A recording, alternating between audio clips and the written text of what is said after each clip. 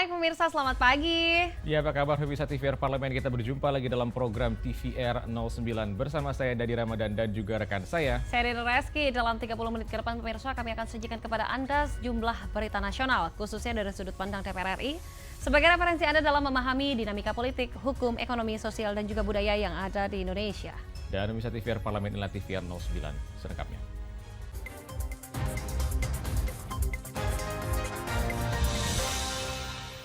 Kita awali TVR 09 pagi ini dengan berita terkait sejumlah kasus kematian petugas pemilu 2024 yang masih terjadi. DPR RI meminta dilakukan evaluasi menyeluruh guna memperbaiki sistem pemilu tanah air. Meski sejumlah langkah pencegahan telah diambil, namun kematian petugas pemilu 2024 masih terjadi.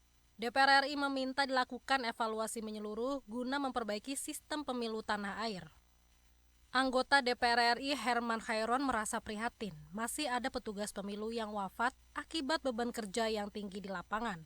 Ia mendorong penyelenggara pemilu segera merumuskan dan melakukan evaluasi menyeluruh untuk menjadi pertimbangan dalam melaksanakan penyelenggaraan pemilu ke depan. Tapi ke depan harus didiskusikan bagaimana pula sistem pemilu yang lebih sederhana sehingga juga tidak menyebabkan petik, tidak menyebabkan kelelahan bagi para penyelenggaranya. Kita tahu hari ini bahwa sudah semakin banyak korban KPPS yang menjadi korban akibat kelelahan dan kemudian wafat. Ini juga harus menjadi pertimbangan seluruh instrumen negara di dalam penyelenggaraan pemilu yang kedepannya lebih simpel, lebih sederhana, kertasnya mungkin lebih terukur. Tidak seperti saat ini kertasnya besar sekali yang pada akhirnya juga ini menjadi faktor human error di dalam menentukan pilihannya. Berdasarkan data yang dikumpulkan Komisi Pemilihan Umum, setidaknya 71 petugas pemilu dinyatakan meninggal dunia. Sementara lebih dari 4.500 lainnya tercatat sakit setelah kelelahan mengawal proses pemungutan dan perhitungan suara di TPS masing-masing. Mario, TVR Parlemen, melaporkan. Kita beralih ke berita selanjutnya pemirsa. Di sini sebagai holding BUMN Industri dan juga Aviasi dan Pariwisata, tentunya Injourney diharapkan mampu mengeluarkan strategi khusus untuk memperbaiki sistem pariwisata nasional dan juga mengenalkan pariwisata Indonesia di kancah internasional. Sebagai holding BUMN Industri Aviasi dan Pariwisata, Injourney diharapkan mampu mengeluarkan strategi khusus untuk memperbaiki sistem pariwisata nasional dan mengenalkan pariwisata Indonesia di kancah internasional. Anggota Komisi 6 DPR RI Evita Nursanti menyampaikan, Injourney harus mempunyai strategi dan perencanaan yang matang dalam menyelenggarakan kegiatan pariwisata untuk menarik minat wisatawan dalam negeri maupun internasional mengunjungi destinasi-destinasi wisata di Indonesia. Injourney ini bukan event organizer, tugas pokoknya bukan IO, jadi tapi kebanyakan saya lihat Injourney ini IO Pak, sehingga tugas pokoknya jadi terlupakan. Bapak ini harus membuat strategic planning Pak, bagaimana semua di bawah Bapak ini terpadu, terintegrasi dan terpadu. Itulah yang menjadi tugas Bapak, bukan IO menyelenggarakan event ini, menyelenggarakan event ini, menyelenggarakan event ini. Sibuk dengan itu saja saya lihat. Sementara itu, Inyoman Parta menambahkan ekosistem yang dibangun Injourney harus mampu menggali potensi wisata daerah guna mengembangkan destinasi wisata baru di Indonesia. Dengan adanya Injourney muncul mainstream baru tentang bagaimana membangun BUMN pariwisata ini menjadi sebuah ekosistem yang saling menunjang, saling membesarkan dan menambah bentuk-bentuk destinasi baru maupun bentuk varian baru jenis pariwisata. Dari Yogyakarta, Domingus Titiheru, TVR Parlemen, melaporkan. Sejumlah masyarakat melakukan penolakan terhadap implementasi teknologi Wolbachia dalam mengatasi demam berdarah. Tentunya informasinya akan kami hadirkan sesaat lagi. Jangan kemana-mana, tetaplah bersama kami di TVR 09.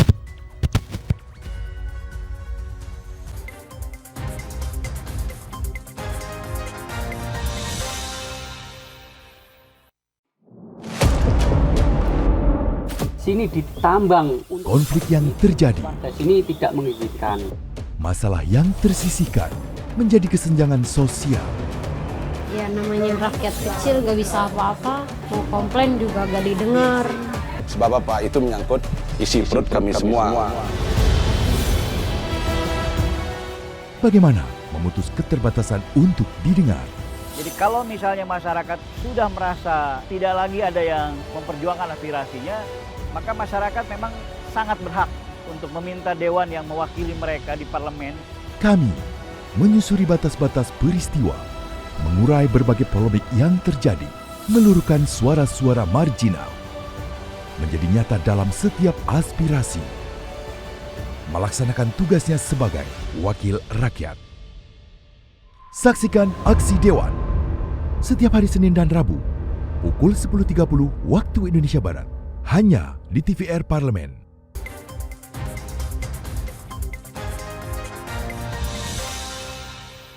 Masih bersama kami di TVR 09 pemirsa. Implementasi teknologi Wolbachia menimbulkan dampak yaitu perubahan kualitas lingkungan dan pergeseran penyakit. Anggota Komisi 9 DPR RI meminta pemerintah untuk melakukan kajian analisis risiko dari penyebaran bakteri Wolbachia. Implementasi teknologi Wolbachia menimbulkan dampak yaitu perubahan kualitas lingkungan dan pergeseran penyakit. Anggota Komisi 9 DPR RI meminta pemerintah untuk melakukan kajian analisis resiko dari penyebaran bakteri Wolbachia.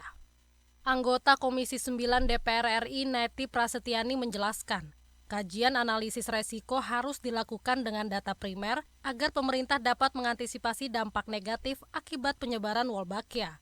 Selain itu, roadmap pemerintah terkait penyebaran Wolbachia harus jelas, terutama setelah 5 kota yang menjadi pilot project.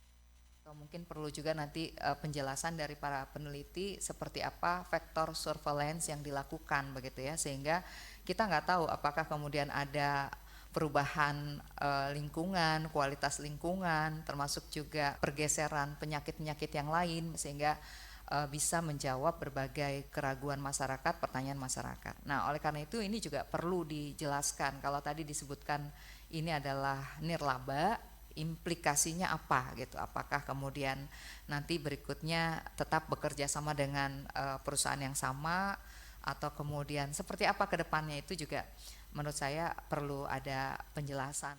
Lebih lanjut, Neti menambahkan adanya penolakan pada implementasi teknologi Wolbachia di masyarakat karena kurangnya sosialisasi pemerintah daerah, sehingga isu yang keliru beredar luas di tengah masyarakat. Untuk itu, pemerintah daerah perlu menegaskan bahwa upaya penyebaran Wolbachia tidak menghentikan upaya pencegahan nyamuk demam berdarah. Mahir Pratama, TVR Parlemen, melaporkan. Pemirsa, Sekretariat Jenderal DPR RI berhasil memperoleh 2 penghargaan dalam kategori satuan kerja dengan penilaian indikator kualitas pelaksanaan anggaran terbaik atau IKPA. Dan di sini pemirsa, transaksi kartu kredit pemerintah terbaik 2023 tentunya dalam gelaran Jakarta 7 Award. Sekretariat Jenderal DPR RI berhasil memperoleh 2 penghargaan dalam kategori satuan kerja dengan penilaian indikator kualitas pelaksanaan anggaran terbaik atau IKPA dan transaksi kartu kredit pemerintah terbaik 2023 dalam gelaran KPPN Jakarta 7 Award. Deputi Administrasi Setjen DPR RI Sumariandono mengatakan, penghargaan ini merupakan bentuk apresiasi atas seluruh upaya kesekjenan DPR RI baik dalam penggunaan kartu kredit pemerintah maupun penerapan indikator kualitas pelaksanaan anggaran sebagai komitmen kinerja untuk mencapai kualitas anggaran yang lebih baik. Kita coba selalu optimis ya dengan melakukan perbaikan-perbaikan. Salah satu elemen atau indikator IKPA yang disoroti komponennya itu adalah masalah deviasi halaman 3 DIPA. Ini perlu kita ambil suatu kebijakan baru sehingga mudah-mudahan kalau itu bisa meningkat, itu akan lebih meningkat lagi. Karena itu salah satu elemen yang cukup penting juga.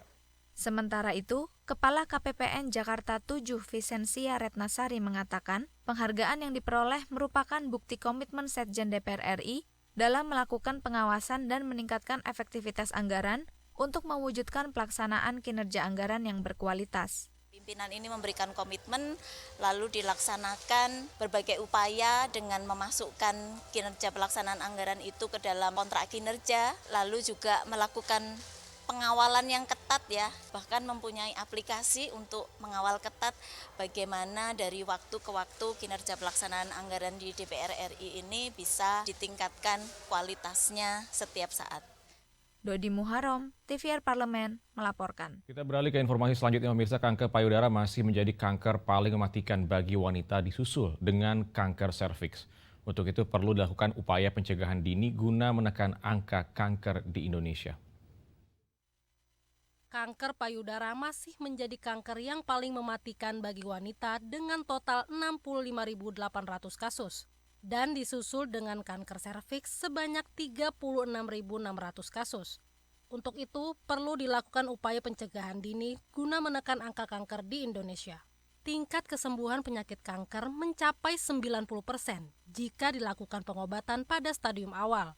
Namun, permasalahan saat ini sebanyak 70% masyarakat melakukan pengobatan setelah mengidap kanker stadium lanjut. Maka dari itu, Kepala Bagian Yankes DPR RI Dian Mardiani mendorong masyarakat untuk meningkatkan kesadaran kesehatan diri dan melakukan deteksi dini sebagai upaya pencegahan dan intervensi dini terhadap penyakit kanker. Sebelumnya kita sudah melakukan kegiatan screening atau deteksi dini terkait dengan kanker serviks dan kanker payudara, karena dua kanker inilah yang terbanyak pada wanita gitu ya di dunia. Kasus ini kebanyakan orang adalah kurang atau abai gitu terhadap kesehatannya dengan alasan kesibukan dan sebagainya. Kalau kanker itu kita ketahui sejak awal dan itu kita lakukan tindak lanjut atau pengobatan sedini mungkin, maka progres untuk penyembuhannya itu jauh lebih besar dibandingkan dengan yang terjadi saat ini. Yang terjadi saat ini adalah banyaknya kanker itu ketahuan di stadium lanjut gitu ya. Yang itu sudah terjadi penyebaran sehingga kita lebih sulit untuk melakukan tindakan pengobatan. Saat ini Yankes DPR RI telah melakukan kerjasama dengan lintas rumah sakit dan fasilitas kesehatan lainnya guna memaksimalkan deteksi dini dalam pencegahan kanker di lingkungan DPR RI. Andini dan Kiki, TVR Parlemen, melaporkan. Pemirsa, berdasarkan data Kementerian Kesehatan hingga 21 Februari 2024, angka kematian petugas pemilu 2024 telah mencapai setidaknya 94 orang. Sementara lebih dari 13.000 lainnya tercatat sakit. Padahal KPU sebelumnya telah mengambil sejumlah langkah untuk menekan risiko kecelakaan kerja saat pemilu serentak 2024. Informasi selengkapnya akan kami hadirkan sesaat lagi, pemirsa. Jangan kemana-mana, tetaplah bersama kami di TVR 09.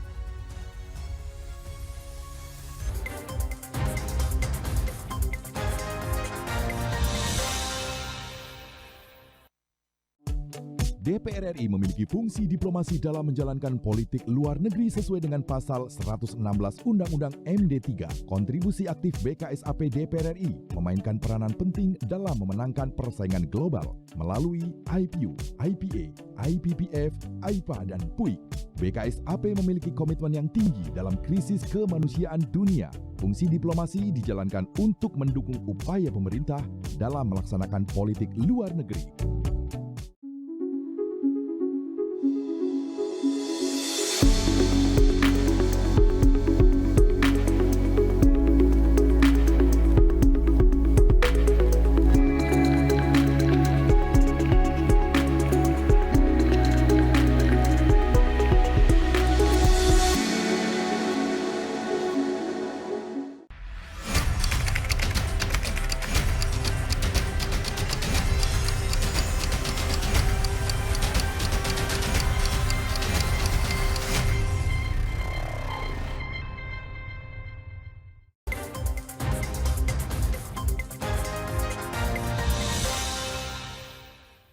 Kembali di TVR 09. Pemirsa, beban kerja KPPS akibat pemilu yang dilaksanakan secara serentak dengan 5 surat suara yang berbeda dinilai menjadi penyebab utama banyaknya petugas yang kelelahan hingga akhirnya sakit atau bahkan meninggal dunia. Tentunya pemirsa, problem teknis yang terjadi di lapangan juga semakin menambah beban kerja mereka dan juga memicu stres. Rasanya tak perlu menunggu pemilu berikutnya untuk membuktikan bahwa sistem yang dijalankan selama ini sangat tidak efisien, bahkan mubazir. Beban kerja yang tinggi perlukan tentunya di sini pemilu serentak direvisi. Simak laporan mendalam yang telah dihimpun oleh tim redaksi TVR Parlemen berikut ini.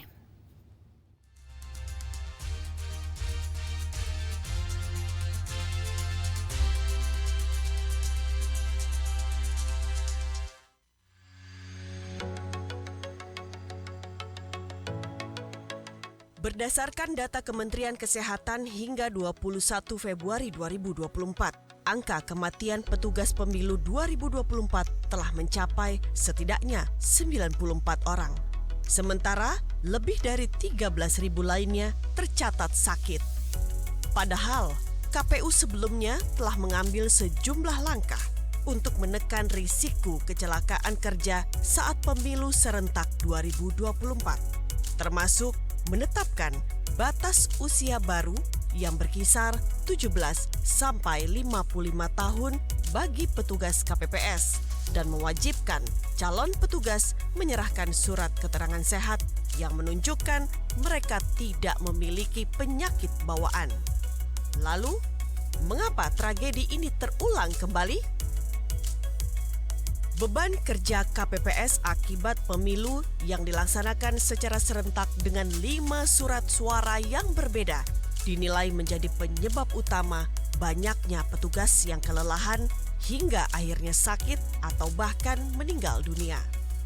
Problem teknis yang terjadi di lapangan juga semakin menambah beban kerja mereka dan memicu stres.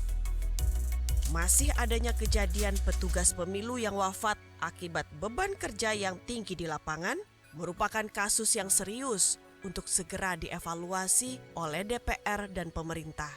Sebagai pertimbangan pelaksanaan pemilu ke depan, termasuk mengkaji usulan pemisahan antara pemilu tingkat nasional dengan tingkat daerah dan pemilu dengan sistem elektronik. Boleh jadi ini adalah sebuah perubahan sosial yang harus diantisipasi oleh regulasi ke depan. Seperti apa sesungguhnya kita bisa menyajikan sebuah pemilu yang lebih ideal gitu ya. Karena evaluasi dan mendiskusikan cara baru untuk melahirkan sebuah sistem yang ideal, tentu kita tidak boleh berhenti pada titik pemilu kali ini, tapi ke depan harus didiskusikan. Bagaimana pula sistem pemilu yang lebih sederhana, sehingga juga tidak menyebabkan fatigue, tidak menyebabkan kelelahan bagi para penyelenggaranya. Langkah yang dilakukan KPU dalam mempersiapkan para petugas KPPS sebenarnya sudah cukup baik.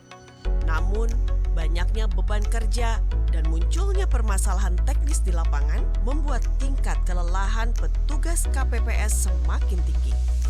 Belum lagi ditambah buruknya mitigasi terhadap faktor alam yang terjadi, seperti banyaknya TPS yang kebanjiran, membuat pemungutan suara harus diulang, dan semakin membuat petugas KPPS tertekan.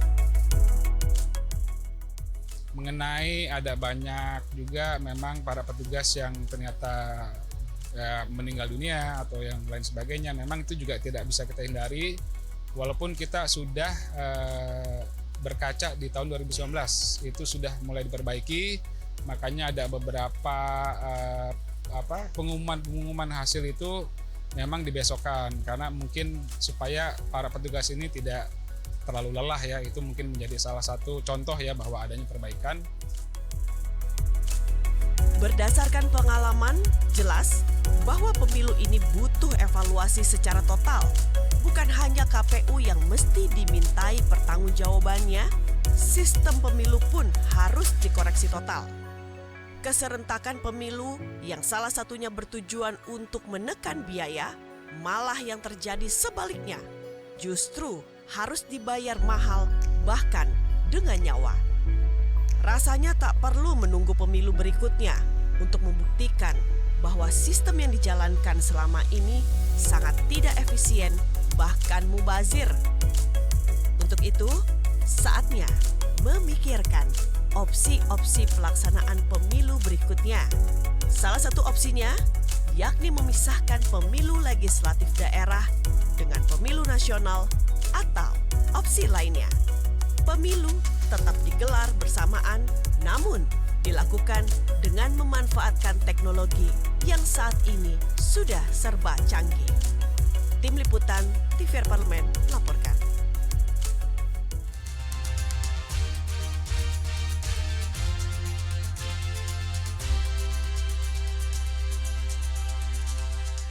Pemirsa, tentunya bagi Anda, para pecinta alam, berlibur ke alam bersama keluarga menjadi salah satu yang menarik dan juga refreshing dari padatnya aktivitas harian Anda. Dan tadi salah satunya wisata alam yang tentunya menarik yang dapat pemirsa kunjungi yaitu Tangkuban Perahu. Jadi udah pernah ke sana? Belum pernah sih, tapi kayaknya gunungnya agak beda karena di ujung itu kayak nggak ada ujungnya gitu ya, nggak ada pucuknya gitu ya, lucu ya. Lalu seperti apa dan juga bagaimana wisata alam ini? Jangan kemana-mana, akan kami hadirkan informasi sesaat lagi.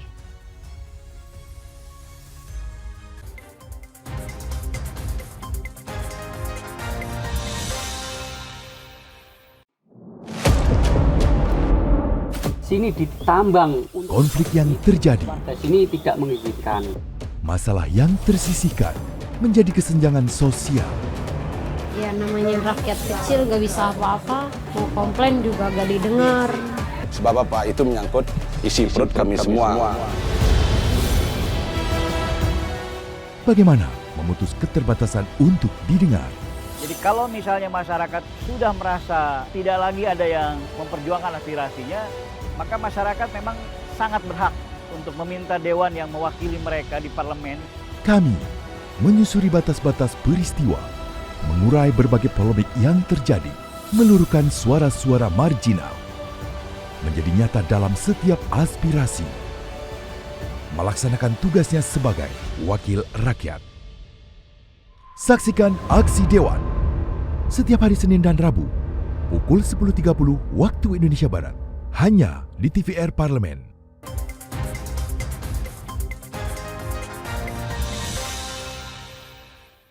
Kita kembali di TVR 09. Pemirsa, siapa yang tidak kenal dengan Gunung Tangkuban Perahu? Kental dengan legenda Sangkuriang dan Dayang Sumbi, serta keindahan gunung maupun kawah yang mempesona menjadi daya tarik bagi para wisatawan.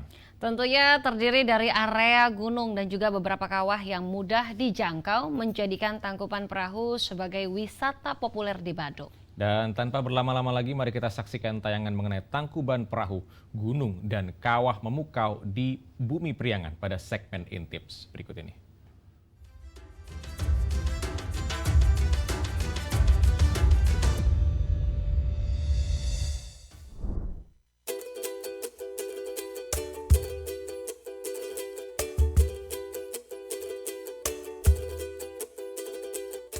Liburan bareng keluarga menjadi salah satu agenda wajib, terlebih bagi pemirsa yang sehari-harinya disibukkan dengan aktivitas bekerja. Tak perlu jauh-jauh pergi ke Indonesia bagian timur untuk menyaksikan keindahan alam yang dimiliki bangsa ini. Pemirsa bisa pergi berlibur ke tempat wisata Tangkuban Perahu yang tak jauh dari Jakarta. Siapa yang tidak tahu Gunung Tangkuban Perahu? Tempat yang lekat dengan legenda Sangkuriang dan Dayang Sumbi ini disebut juga sebagai Tangkuban Perahu, atau jika diartikan ke bahasa Indonesia, artinya perahu terbalik.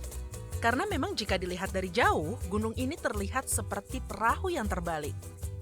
Tempat ini menyajikan pesona alam yang begitu mengagumkan. Selain menyaksikan keindahan alam, pemirsa juga bisa berfoto-foto cantik bareng teman, keluarga, ataupun orang-orang terkasih untuk mengisi feed Instagram. Gunung Tangkuban Perahu adalah salah satu objek wisata yang paling populer di Kota Bandung.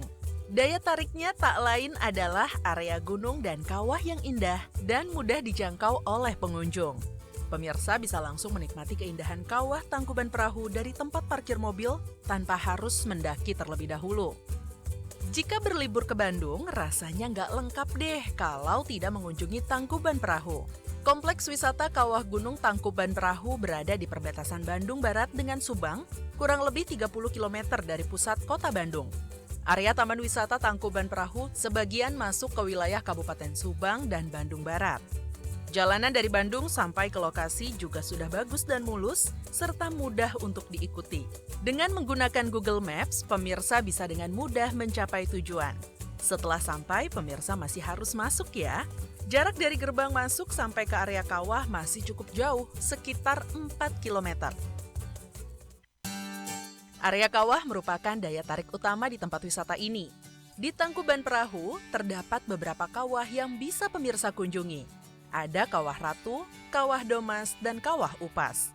Nah, kali ini pemirsa akan kami ajak ke salah satu kawah terbesar yang ada di Tangkuban Perahu, yaitu Kawah Ratu. Kawah Ratu merupakan kawah utama di sini. Ukurannya sangat luas dan bisa dikatakan objek wisata utama dari Kompleks Wisata Tangkuban Perahu. Kawah Ratu merupakan kawah terbesar di antara kawah-kawah lain di area ini. Kawah Ratu berbentuk seperti mangkuk besar dengan kedalaman kawah sekitar 500 meter dari permukaan kawah. Cairan mirip air di bagian bawah sering berubah warna, dari biru, hijau, hingga abu-abu. Uap putih yang berhembus dari celah dinding kawah menciptakan aura yang dramatis.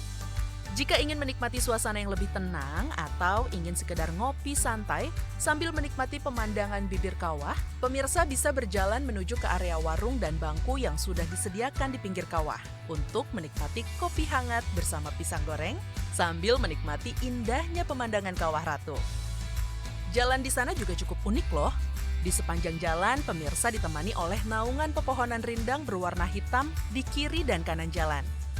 Selain Kawah Ratu, dua kawah lainnya yaitu Kawah Upas dan Kawah Domas juga menawarkan pemandangan yang tak kalah indahnya. Ukurannya memang lebih kecil, tetapi memiliki daya tariknya tersendiri. Kawah Upas berjarak 1,5 km dari Kawah Ratu, sedangkan Kawah Domas berjarak 1,2 km. Kalau pemirsa punya waktu lebih, bisa banget loh untuk menyusuri 3 kawah yang ada di kawasan wisata Tangkuban Perahu. Fasilitas di area Tangkuban Perahu juga terbilang cukup lengkap. Untuk parkir mobil, pemirsa bisa langsung parkir di area pinggir Kawah Ratu. Sedangkan untuk bis, parkirnya di area khusus sebelum kawah, dan untuk tempat parkir motor terletak di dekat masjid. Terdapat pula beberapa menara pandang, di mana pemirsa bisa melihat area kawah secara lebih luas ataupun melihat area Taman Wisata Tangkuban Perahu. Di sekitar kawah juga berjejer tempat makanan dan jajanan. Jadi pemirsa tidak perlu khawatir kelaparan atau haus di tengah jalan. Selain itu terdapat juga area khusus pedagang oleh-oleh yang bisa pemirsa beli sebagai buah tangan untuk keluarga di rumah. Sekian informasi dari kami, semoga bisa menambah list destinasi wisata untuk pemirsa. Sampai jumpa di Intip selanjutnya.